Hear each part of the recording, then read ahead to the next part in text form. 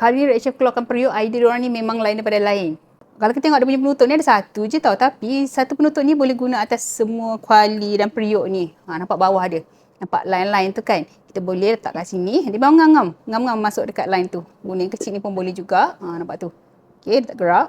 Dan yang ni pun boleh juga. Dia memang betul-betul masuk lah kat dia punya bahagian tengah-tengah line-line tu. Lepas tu yang bestnya dia akan bagi menutup yang macam ni juga. Yang ni function dia.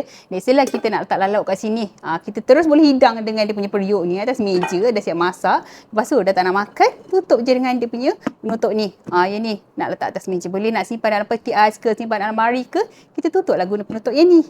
So yang besar ni boleh guna kat sini. Boleh guna kat sini juga. Best kan? Satu lagi saya suka sebab tangkai ni lah. Of course tangkai dia pun dia bagi satu. Tapi satu yang boleh guna untuk semua periuk. Kita boleh angkat sini. Dia boleh tambah berat tau, jangan risau. Ini pun boleh juga. Yang ini pun boleh juga. Situ.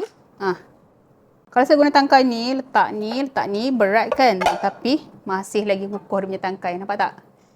Jangan risau. Walaupun dia macam boleh buka dan pasang, tapi tangkai dia memang sangat kukuh lah. Lepas tu nak simpan pun senang. Yang ni kita masuk kat dalam. Tangkai boleh letak kat dalam. Lepas tu letak tutup macam ni. Jadi jimatlah sikit space kita dekat bawah kabinet tu nak simpan kuali ni kan. So siapa-siapa yang berminat, make sure grab sekarang sebab saya rasa ini tak banyak.